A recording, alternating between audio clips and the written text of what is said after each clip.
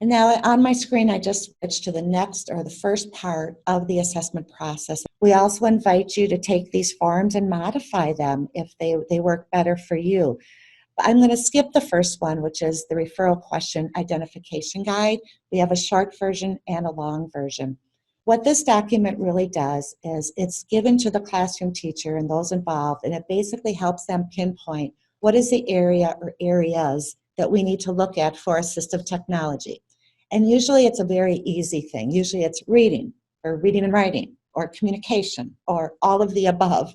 It just depends. If it's one of those all of the above students, I usually recommend to the team what are maybe the two priorities of all of the above, and let's target those first. And we're not going to ignore the others, but it just would be very difficult to implement 10 different types of assistive technology successfully at one time. So I might say, let's prioritize the need and let's address maybe two of the areas of greatest need.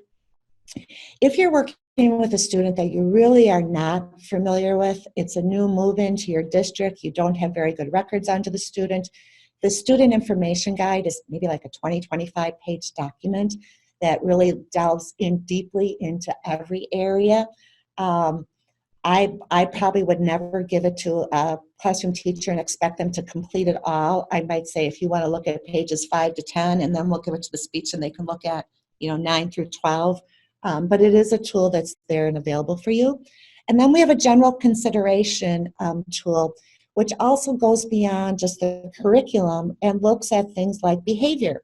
Is behavior one of the things that we need to address? And is there assistive technology for behavior? Yes, there is. There are some prompting tools, etc., that we can use for students with behavior issues.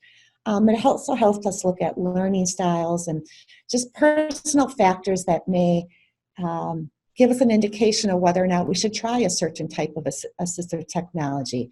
One personal factor that was very, very important for the student that I recently worked with, I was involved with a student who was involved in an automobile accident or a horse buggy automobile accident. And the young girl was Amish and she had a traumatic brain injury as a result and really needed some assistive technology both at home and at school. But because of the cultural and religious belief of the Amish, we really had to honor that, and those personal factors played in very greatly there. So long story short, we did recommend some assistive technology for that student. It went back to, I believe, the elder of the community, and he said yay or nay. And he said yes to a few of the recommendations and no to a couple of them, and it was fine. And we moved forward from that point. So there are personal factors that you need to consider. If it's a cloud-based tool or an internet-based tool and the child does not have good internet connectivity at home, that may not be a good tool for that student. We may want to use software that we then can install in a computer and let that student use. So that's sort of the personal factors in the general considerations.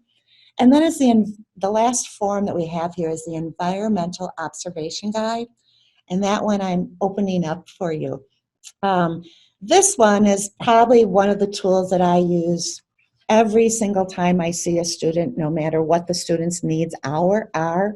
This is when I'm going in and observing the student. Yes, I observe every student that I do an assistive technology assessment with. I try to observe that student in the full school day, and it's usually 2 or 3 observations so that I can get the full school day, or if they're high school and they're on orange and black days, I want to see an orange day and I want to see a black day. Because students can respond differently based on different things that happen pre and post a certain class. So this observation guide, the top, or you can see we look at what task is the student doing, what directions are given to the student, and the time involved. So the example on this form is the task is writing a report, working on the smartboard. It could be aligning math problems. It could be researching topics. We give you all different types of tasks that the student could be doing. The directions given, are they just visual? Are they verbal? Are they written down? Introduce them to the content. And then how much time is there actually available to complete that task. Then the key is looking at how do the typical students complete that task? How long does it take them to complete that task? Are there any differences in my target student in their ability to do that task?